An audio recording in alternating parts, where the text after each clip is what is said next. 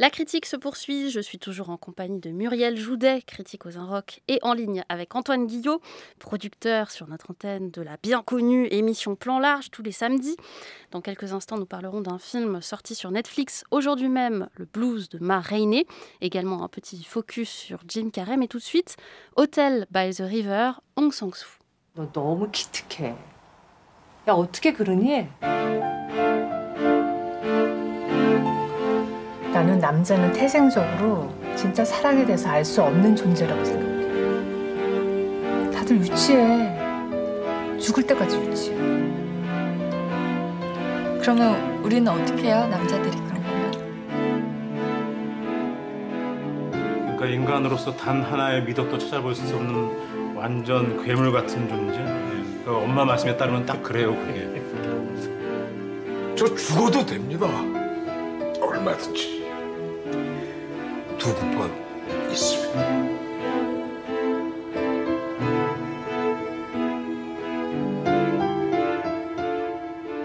Ah, la musique, chez Hong Sang-soo, c'est toujours quelque chose. Hong Sang-soo est un réalisateur coréen. Il sort pas moins désormais de 2 films par an, souvent en cours, réalisés avec peu de moyens et les mêmes acteurs. Le confinement a affecté la sortie en salle des 2 derniers qui ont été à l'affiche assez peu de temps. Parmi eux, Hotel by the River, qui heureusement sort dès maintenant en DVD. Le film est en noir et blanc, c'est l'hiver, et autour de l'hôtel au bord de la rivière, le paysage est couvert de neige. Y séjourne un poète vieillissant qui a convoqué ses 2 fils qu'il n'a apparemment pas vus depuis longtemps et ne connaît pas bien. Y séjourne aussi une jeune femme dont on comprend vite qu'elle a quitté son compagnon, vite aussi rejointe par une amie avec qui elle dort, boit et se promène. Antoine Guillot, quid de cette nouvelle livraison de Hong Sang-soo ?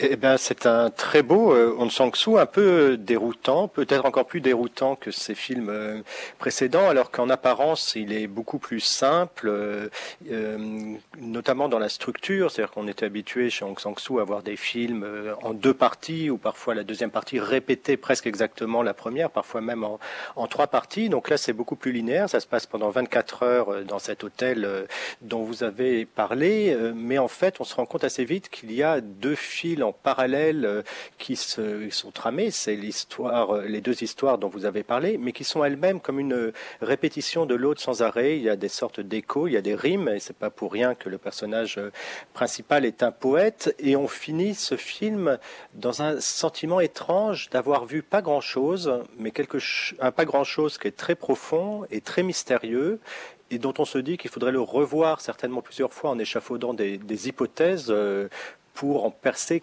quelques mystères. Muriel Joudet.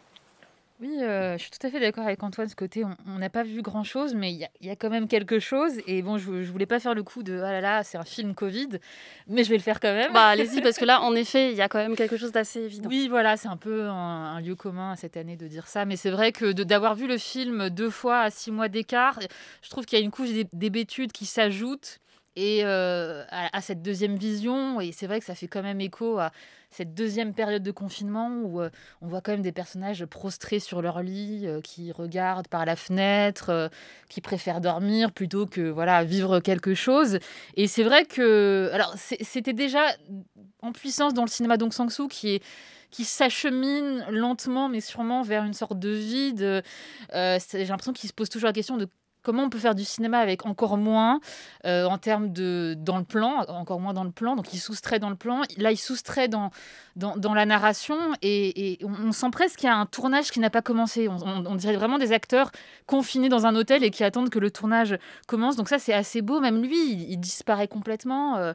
Et l'importance des animaux et de la végétation ou d'un arbre montre bien à quel point, finalement... ces personnages sont presque plus intéressés par une pie ou une plante dans un restaurant que par des rapports sociaux qui sont en face d'eux et qui sont concrets. Donc c'est pour ça que je trouve qu'il intensifie quelque chose. Il passe un cap parce qu'on n'est plus du tout autour de la rencontre amoureuse, du hasard heureux, qui se trame, le côté un peu romérien. Là, il y a vraiment quelque chose qui creuse et qui est autour de rapports désynchronisés, de gens qui se ratent ou qui ne veulent juste pas se rencontrer. Il y a un divorce, il y a une rupture. Donc, Il y a vraiment cette idée de distanciation sociale et de désynchronisation des rapports qui était absente de son cinéma, qui est quand même un cinéma très chaleureux, très sociable. Et là, le noir et blanc et la neige accentuent l'effet de tétanie généralisée. Et on ne sait pas si c'est de la dépression aussi, ou de l'ataraxie, ou une sorte de paix de l'âme. On est vraiment entre les deux avec cette neige. Oui, c'est un cinéma, vous le disiez, Antoine, qui peut être très ludique dans justement sa structure, le jeu avec les structures, qui peut être extrêmement drôle, notamment les personnages masculins sont souvent traités de manière très grotesque, sont des lâches qui parlent beaucoup pour ne rien dire, ne rien faire. Là, on a l'impression avec ce film-là qu'il y a une forme d'épure et... j'ai trouvé pour la première fois un cinéma vraiment très angoissé. Il y a peu de choses qui rattrapent, qui font sourire, qui laissent entendre que bon, peut-être ça va bien se passer. Antoine Guillot.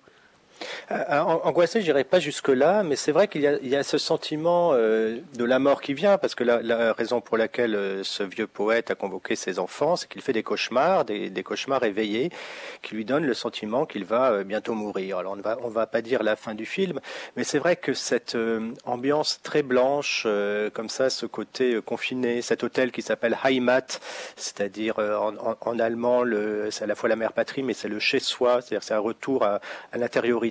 Ces réveils permanents, c'est-à-dire que ces personnages, on les voit pas tant s'endormir que se réveiller tout le temps, donne cette impression, alors qui pourrait être d'un onirisme, mais aussi d'un temps bloqué, et on se demande si finalement ils ne sont pas tous déjà morts, et si ce lieu n'est pas une sorte de, pas tant un purgatoire, mais de même qu'il est fait référence aux deux âmes et aux deux composantes de l'être humain, une qui vient du ciel et l'autre de la terre, et qu'il faut trouver comment vivre les deux à la fois. On est dans cette sorte d'entre-deux, donc c'est peut-être le film le plus métaphysique de Hong Sang-soo. Et alors vous y avez trouvé de l'angoisse, moi j'ai trouvé plutôt de l'apaisement face à la mort qui vient, donc c'est un film miroir, c'est intéressant, ça en dit beaucoup de l'intériorité même de la personne qui est face à ce film, mais par cet aspect aussi très texturé du film, cette façon de filmer la neige et les draps blancs. C'est un film évidemment très très blanc, mais le blanc c'est aussi la couleur de la mort dans certaines cultures. Est très réconfortant en même temps. Et moi, j'ai eu ce même sentiment d'apaisement que dans la fin de la filmographie de Kiarostami, quand il faisait cette série de films purement graphiques qui était Five. C'est-à-dire qu'on a bien le sentiment qu'à un moment, ce qui intéresse Hong Sang-soo, comme le disait Muriel, c'est de filmer, et c'est ce qui faisait l'affiche du film d'ailleurs, ces deux femmes en manteau noir à côté d'un arbuste qui a perdu toutes ses feuilles, devant un océan de blanc où on ne sait plus où commence la rivière, où finit la terre, parce que tout est recouvert d'un blanc uniforme. C'est un film qui est très calligraphique en même temps, c'est-à-dire une des choses dont on parle dedans, de l'importance de bien écrire son nom, et c'est ce que fait Hong Sang-soo avec ses personnages. Muriel Joudet. Oui, c'est vrai qu'on pourrait dire c'est presque le film post-apocalyptique d'Hong Sang-soo, mais bon, comme il n'a pas une thune, il fait avec ce qu'il peut. Et c'est vrai qu'il y a un côté, on a l'impression que le film se passe ailleurs. Il est dans le hors-champ, il y a un film qui a lieu, et puis nous, on est dans cet hôtel en bordure du monde et en bordure de la fiction. Et c'est vrai que la question de savoir est-ce que c'est de l'angoisse, de la dépression, c'est très intéressant. C'est vrai qu'il y a un truc d'envie de rien. C'est pour ça que je faisais le lien avec le deuxième confinement, vraiment d'abouli, de tétanie comme ça dans un temps qui ne passe plus, comme le disait Antoine, et qui est assez fascinant. Et aussi de travail sur le noir et blanc, mais aussi sur le chaud et le froid. Donc vraiment, les personnages ne sont là que pour dire « Ah, il fait chaud, ah, il fait froid, ah, le café est chaud, ah, voilà. » Enfin, on est vraiment dans des sortes de sensations élémentaires. « Ah, ce fromage est bon. » Enfin, comme s'il ne restait plus que ça. Après, la question, c'est de savoir bon, il a fait un film après, mais que je trouve beaucoup moins bon, mais c'est vrai qu'on se dit, mais où est-ce qu'il va aller dans le dénuement, dans le dépouillement, qu'est-ce qui va rester à la fin? Moi, cette question me fait un peu peur, je suis capable là de le suivre, je l'ai retrouvé en fait avec ce film, parce que je m'étais un peu fâchée avec Hong Sang-soo, et c'est vrai que je me dis, bon, soit il nous fait des comédies musicales, enfin, soit il relance son cinéma, mais c'est vrai que là, on a un degré de vide, de dépouillement qui est assez radical. Et je pense qu'à la fin, ça va être plus qu'un écran noir ou un écran blanc. Et j'ai beaucoup pensé à Robert Walser en voyant le film, ce côté, cette fascination pour la neige, pour le blanc, cette manière de disparaître, pas dans le noir, mais comme le disait Antoine, dans le blanc. et que je trouve très très belle. Mais c'est vrai qu'on se dit, je pense qu'on peut identifier Aung San Suu au poète. Et je trouve ça un peu inquiétant. Mais c'est vrai qu'on sent qu'il y a presque un cinéaste qui veut disparaître de lui-même et de son propre film. Ça, c'est quelque chose d'assez rare au cinéma, en fait. C'est-à-dire qu'on est vraiment dans une logique qui est tout le contraire de l'auteurisme, du grand auteurisme. Là, il y a quelqu'un qui se soustrait de sa propre œuvre et qui est très beau, qui est rare. Et en même temps, voilà, on peut s'inquiéter pour lui. On peut s'inquiéter pour lui, d'autant que son dernier, je crois, film en noir et blanc était un film de 2013 qui s'appelait Matin calme à Séoul, qui utilisait le noir et blanc un peu de la même manière, mais c'était beaucoup moins blanc, alors c'est peut-être révélateur. Et surtout, c'était un film, là pour le coup, extrêmement ludique, très structuré, avec cet effet d'aller-retour dans la réalité. On ne sait pas si ce qui se passe est un rêve, si on repasse par-dessus la réalité. Il y avait même quelque chose de surréel dans le film. Moi, je pense que c'est un des plus beaux Aung San Suu.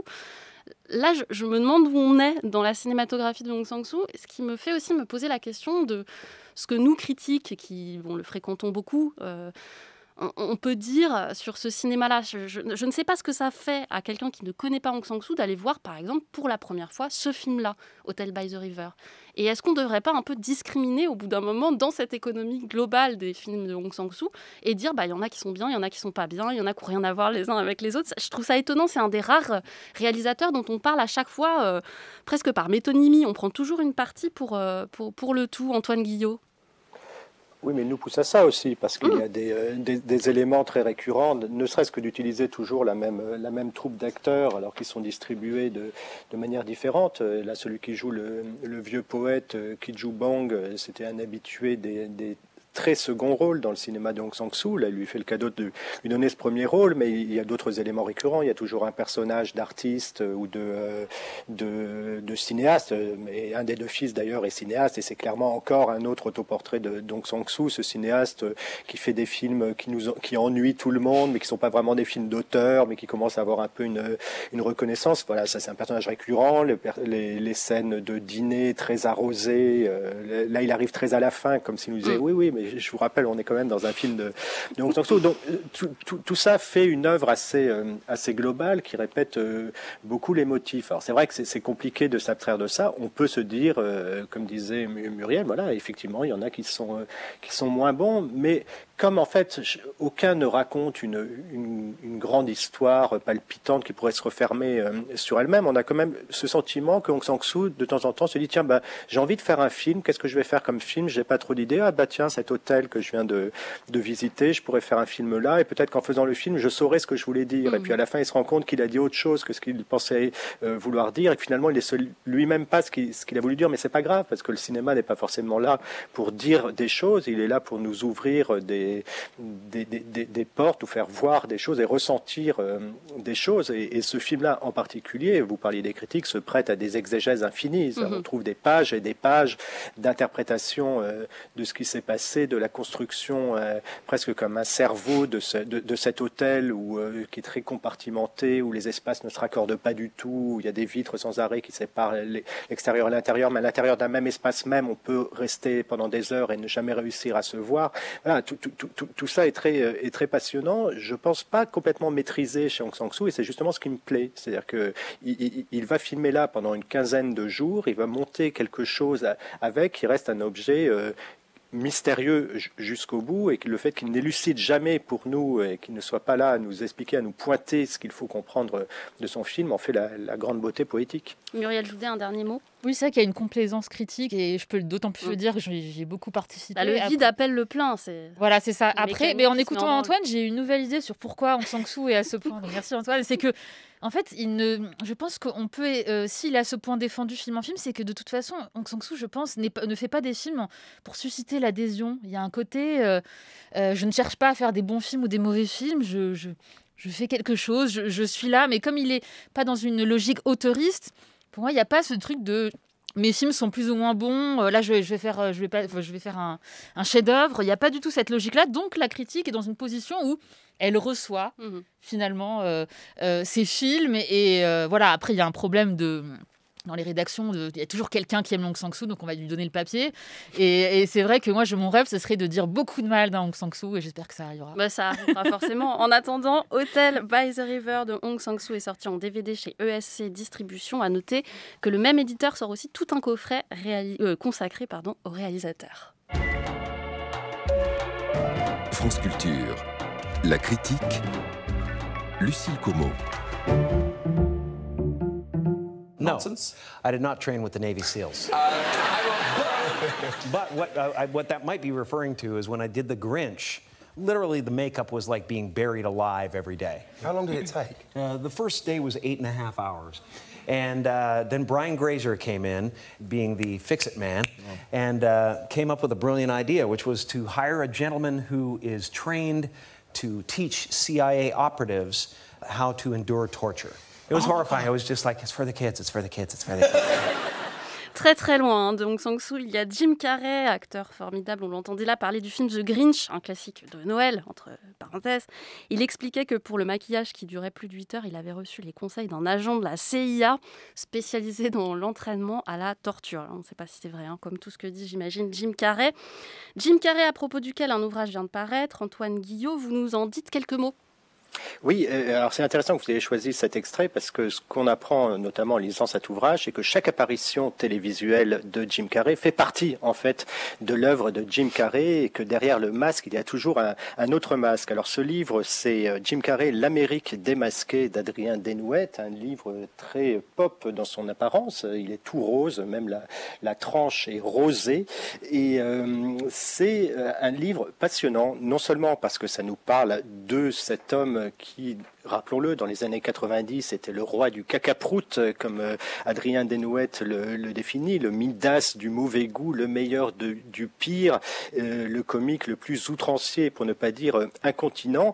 Et l'émergence en 1994, avec 3 films qui tout d'un coup font de lui l'homme le mieux payé d'Hollywood, qui rapporte 700 millions de dollars d'un seul coup, nous replonge dans ces années-là. Et ce qui est le plus passionnant dans ce livre d'Adrien Desnouettes, c'est que, au-delà de l'analyse très fine du personnage Jim Carrey, de ce burlesque, de cette manière de détruire Hollywood de l'intérieur en faisant des films apparemment pour enfants, mais qui sont remplis de pervers scatophiles et de schizophrènes pris à pic, c'est de nous raconter ces années-là. Qu'est-ce qui s'est passé entre les années 90 et l'ère que nous vivons aujourd'hui pour que cette résurgence du burlesque extrêmement dérangeant finalement qu'a été Jim Carrey, qui poussait à fond le principe du cinéma américain des années 80, c'est-à-dire un cinéma extrêmement physique mais complètement crétin, lui il en dévoilait l'essence même dans ses films, comment il a été dévoré lui-même par les effets numériques. Un de ses films les plus célèbres, c'est The Mask, où il est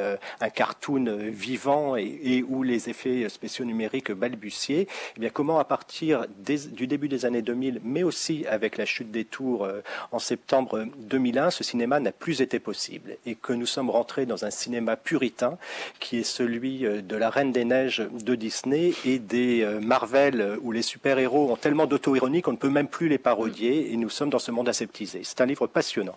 Jim Carrey, l'Amérique démasquée par Adrien Desnouettes, apparu chez Façonnage Éditions. Je crois, cher Antoine, que Adrien Desnouettes sera dans votre émission Plan Large samedi à 14h pour en parler davantage. France Culture, la critique, Lucille Como.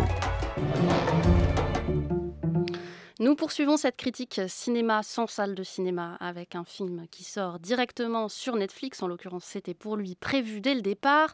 Le blues de Ma Rainey, c'est à l'origine une idée de l'acteur Denzel Washington, qui apparaît ici au générique comme producteur. Celle d'adapter une pièce de Broadway du dramaturge August Wilson. Presque tout, donc, se passe dans un studio d'enregistrement. On est à Chicago en 1927. Ma Rainey est une diva du blues, géniale, capricieuse et autoritaire comme il se doit. Elle vient pour enregistrer 2 morceaux avec ses musiciens, mais parmi eux, il y en a un, trompettiste, qui supporte mal ses lubies et qui voudrait faire du jazz comme il l'entend. Les relations se crispent dans ce huis clos musical hyper hollywoodien réalisé par George C. Wolfe. Dans le rôle principal, Viola Davis. Dans celui du jeune réfractaire, Chadwick Boseman, l'acteur de Black Panther, décédé depuis et dont c'est la dernière apparition à l'écran. A 1, a 2, You know what to do. This would be an empty world without the blues. I try to take that emptiness and fill it up with something.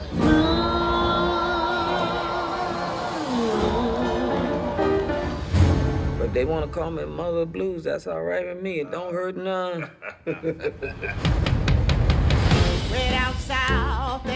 Where's the horn player? I got a friend. Come on, Levy. You rehearse like everybody else. I'm gonna get me a band and make me some records. I knows how to play real music, not this jug band shit. You call that playing music? Yeah, I know what I'm doing. Down in Hogan's Alley, little Miss Nancy Ann, she always hustling and squabbling with her man. When I heard Miss Nancy say, why do you treat your girl that way? I went down the alley other night. Nancy and a man had just had a fight. He hit Miss Nancy across her head, and she rose to her feet. She said, Muriel Joudet sur cette production Netflix, Le blues de Ma Rainey. Alors non, on a un personnage quand même très haut en couleur, qui est vraiment parfait, même pour l'époque. C'est une femme noire, lesbienne, qui a les dents de Joey Starr. Oui, parce qu'elle a les dents entièrement entourées de couronnes métalliques. Ouais. Voilà, c'est un personnage qui est très... Moi, je suis allée lire une biographie qui a été publiée sur un site et je me suis vraiment intéressée au personnage. Donc il est vraiment vivant et vibrant. Et comme toujours, quand il s'agit d'un biopic américain, qui plus est Netflix, on prend un personnage pour moi qui est vibrant et on le plonge dans le formol du biopic américain très formaté. Moi, j'ai l'impression que ça fait... En prenant des notes, j'écrivais Jean-Pierre Jeunet, enfin voilà, tout ce qu'on écrit depuis 10 ans sur le biopic, c'est-à-dire cette... Biopic, là, c'est difficile là, d'imaginer... Enfin, c'est vraiment pas un biopic. Disons que c'est un biopic. 2 jours dans sa vie. C'est pire que ça, c'est que se surajoute à ça une pièce de théâtre qui a l'air horrible et qui, pour moi, je déteste les huis clos, voilà, quand on sent le théâtre, et là, on sent vraiment le théâtre. Et par ailleurs, moi, j'ai tout de suite deviné ce qui allait se passer à la fin, parce que c'est un grand classique. Je me souviens comme ça de huis clos chez Robert Altman dans le cinéma américain. On sait toujours que ça va partir un peu en sucette. Ça, c'est le principe de la tragédie. A priori, c'est pas grave. Oui, mais pour moi, c'est, si vous voulez, il y a une forme éculée qui passe par-dessus une autre forme, qui est donc le biopic américain, la pièce de théâtre voilà, très, très académique. Et donc, ça fait qu'on a une sorte pour moi, de forme morte, qui fait que ce personnage nous est présenté, on découvre quelque chose. Donc il y a une vertu pédagogique qui est quand même, c'est pas rien, que voilà, Netflix nous présente cette femme. Mais c'est comme si, ce qui me frappe, c'est que finalement, cette forme-là du biopic aseptisé, de cette lumière très brillante, ce côté un peu musée Grévin, à un moment je me suis dit, on va voir Marion Cotillard en Edith Piaf dans un coin de l'écran, tellement voilà, c'est vraiment sur des rails formellement. Je me suis dit, est-ce qu'il n'y a que comme ça qu'on peut nous présenter quelqu'un ? Est-ce que vraiment on ne peut pas sortir de cette forme ? C'est-à-dire que la tragédie, ce n'est pas l'histoire de cette femme, c'est pas la pièce de théâtre, c'est vraiment cette forme qui est devenue incontournable dans le cinéma américain. Et à chaque fois je me dis ça, je me dis, j'aurais préféré un documentaire, j'aurais préféré des images d'archives, des photos, plutôt que cette forme morte sur un personnage qui, encore une fois, est vraiment passionnant a priori. Antoine Guillot. Tout le souci, c'est que ça vient d'une pièce de théâtre au départ. Hein. Le projet de Denzel Washington, c'était au départ pour HBO, mais maintenant c'est pour Netflix, c'est d'adapter tous les 10 pièces de cet auteur, August Wilson, qui s'appelle le cycle de Pittsburgh. Et c'est un peu le même écueil qu'avait rencontré Denzel Washington quand il avait adapté une de ses pièces avec Fences. Déjà avec Viola Davis, c'est que le texte est sacralisé, c'est-à-dire qu'on ne peut rien y toucher. Or, c'est un texte, moi je n'ai pas vu ces pièces de théâtre, je ne sais même pas si elles ont été montées en France, mais c'est un texte extrêmement didactique qui est là pour nous raconter, alors chacune de ces pièces se passe sur une décennie, pour nous raconter ce qu'a été la situation des Noirs à telle ou telle époque. Donc là, on a des personnages qui régulièrement, face caméra, nous racontent leur histoire, ils ont chacun droit à leur petit monologue. Alors celui de Chadwick Boseman est le plus spectaculaire parce que là il donne tout. Oui, c'est une tirade, disons-le, une longue tirade sur son enfance, sur les violences que sa mère a subies. Il va rire, il va pleurer, il va faire les deux en même temps. Le film, aussi bien pour lui que pour Viola Davis, est très manifestement le véhicule à Oscar parfait. D'ailleurs, on voit partout sur Internet qu'il faut donner l'Oscar à titre posthume à Chadwick Boseman, mais il fait une performance purement spectaculaire à l'américaine. Le problème, c'est que derrière ça, où est le cinéma? Alors, je ne connaissais pas ce George C. Wolfe qui a réalisé le film, et effectivement, il n'est pas connu du tout dans le monde du cinéma, parce que c'est quelqu'un qui vient de Broadway. Donc il va faire comme les mauvais metteurs en scène enfin c'est peut-être un bon metteur en scène de théâtre, mais en tout cas les mauvais metteurs en scène de cinéma venus du théâtre, ils disent oulala, il ne faut pas que ça fasse théâtre. Donc on va aérer ça. Donc il y a ce début qui est très étrange, qui commence dans une sorte de forêt, de contes de fées, avec des fugitifs noirs. Dans le sud. On les prend pour des fugitifs poursuivis, donc scène classique des nègres marrons qui se sont enfuis de leur plantation ou qui, dans les années 20, sont poursuivis par des membres du Ku Klux Klan. Et pas du tout, en fait, ils sont très en retard pour arriver à un concert. Et on a les 10 premières minutes sont tonitruantes, un montage infernal, découpé tout le temps, plus cette reconstitution à la Jean-Pierre Jeunet, je vois ce que veut dire Muriel Joudet, c'est-à-dire photo jaunâtre pour reconstitution numérique du Washington des années 20. Et puis on se retrouve enfermé dans ce huis clos. Et là, il est bien embêté parce qu'il n'a aucune idée de comment filmer ses personnages.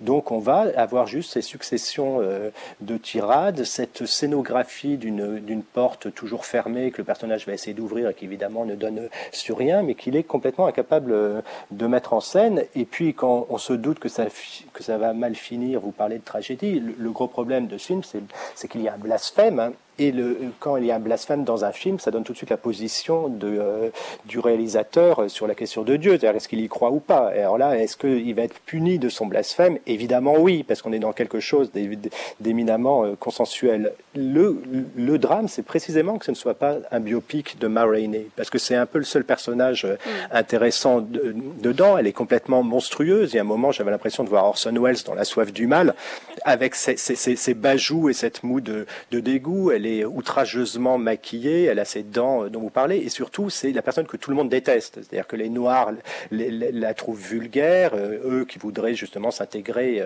dans la société blanche. Les Blancs, évidemment, sont terrorisés par elle, parce que c'est un ogre lesbien en plus. Enfin, vraiment, c'est tout le cauchemar. Or, le film nous explique de façon didactique, là encore, et il nous dit, ouais, mais en fait, si je suis comme ça, c'est pour me faire respecter des Blancs, parce que sinon, ils m'arnaquent et tout ça, j'ai l'impression d'être une prostituée. Or, il est fascinant, ce personnage, c'est-à-dire qu'il fallait le pousser jusqu'au bout de l'outrance et nous faire comprendre autrement que par du dialogue les raisons d'agir comme ça. Évidemment, le film ne peut pas faire ça, parce qu'il est juste là pour montrer comment Viola Davis s'est bien maquillée et a mis ses belles prothèses pour mériter son Oscar. Ouais, j'ai pas vu le film de la même manière que vous. Je pense que justement, le côté didactique sur la question communautaire échoue assez vite, précisément parce que le film fait le choix d'un personnage qui n'est finalement pas celui de Ma Rainey et qui est celui interprété, je pense, par Chadwick Boseman, qui prend beaucoup plus d'importance en termes de temps, tout simplement, de présence sur scène, entre guillemets. Mais justement, tous ces personnages, ils ont l'air en effet complètement séparés, ça fait une succession de scènes, ils parlent chacun dans leur coin, et j'ai l'impression que là-dedans se lit quand même quelque chose de ce que le film avait voulu faire, mais probablement raté, c'est-à-dire montrer la séparation entre les Noirs à ce moment-là, les jeunes, les vieux, ceux qui viennent du Sud et qui revendiquent leurs racines du Sud et ceux qui veulent absolument s'intégrer dans les villes du Nord. Et puis en termes musicaux aussi, là on n'en a pas beaucoup parlé, mais il y a quand même de la musique dans le film, entre ceux qui font du blues à la papa, et en fait il y a des inflexions politiques évidemment, du vieux blues du Sud et qui maintiennent ce rythme, cette manière de faire, et ceux qui veulent faire de l'impro, qui veulent aller plus vite, qui veulent entertainer, divertir la nouvelle jeunesse noire. Il y a quand même quelque chose qui se dit là et qui excède, à mon avis, la volonté pédagogique, entre guillemets, du film. Muriel Joudet, j'essaye, je rame un peu là. Non, mais moi, je vois ce que vous voulez dire, mais pour moi, il y a un côté tout est en place. voilà, il y a des nuances, mais c'est de la ventriloquie, c'est ça le problème, c'est qu'on voit encore le texte récité, et moi je trouve que il y a une fausse énergie dans le film, c'est vraiment ça le problème. Oui, je pense aussi, en effet. Je pense voilà, qu'il y a une fausse Antoine, énergie. le côté, tout le monde donne du sien, on va faire un peu, il y aura des mouvements de caméra très fluides, les acteurs vont, mais tout le monde cabotine, c'est horrible, et du coup il y a un côté fardé qui est insupportable et qui fait qu'on peut pas, c'est pas audible ce qui est dit, parce qu'on se dit, bah oui, c'est juste, voilà, le musée Grévin, et aucun personnage n'existe, le texte existe, mais pas les personnages. Et moi, ça me pose un peu là. C'est bizarre, j'ai eu vraiment l'impression que c'était un film Netflix, bon, qui sortait en France, mais qui est d'abord fait pour, je pense, la communauté afro-américaine. Voilà. Et j'ai vraiment eu cette impression de cinéma communautaire, hein, parce qu'il y a des cases comme ça dans Netflix où il y a des films où il y a écrit héroïne noire. Donc, c'est un film de niche qui s'adresse à ce public-là. Moi, ça me pose aucun problème. Hein. Puis après, le film aussi maltraite un peu les blancs et c'est très bien, mais je trouve qu'il n'y a aucune complexité. C'est-à-dire, l'idée que je me fais du cinéma communautaire, voilà, c'est les premiers Spike Lee qui étaient vraiment passionnants, très ambigus. Et là, on a vraiment une version complètement Disneyland, très simpliste de ce qu'est un film communautaire. Et j'ai senti que c'était pas un film qui était fait pour moi. J'étais là en touriste un peu. Antoine Guillot, un dernier mot?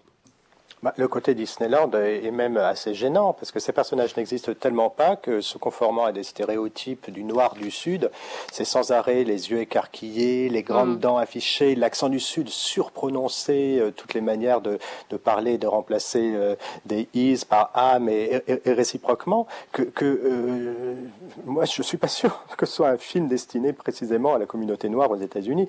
Il me semble que c'est plutôt un film qui flatte le public blanc le plus rétrograde dans les stéréotypes qu'il peut avoir sur le noir immigré du Sud des années 20. Quoi. Moi, j'ai été très gêné par ça. Bon, le blues de Ma Rainey de George C. Wolfe vient de sortir aujourd'hui, précisément sur Netflix.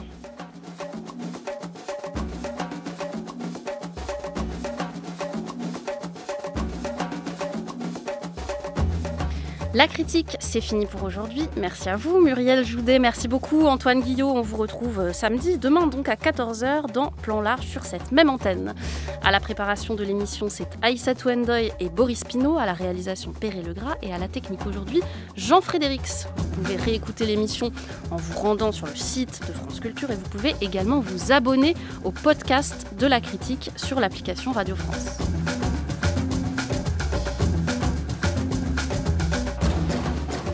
Lundi, vous retrouverez bien sûr Olivia Gesbert et la Grande Table. Quant à nous, on se retrouve la semaine prochaine pour une critique de Noël. On parlera de littérature jeunesse avec notamment l'Icabog de J.K. Rowling et de beaux et grands livres de photographie.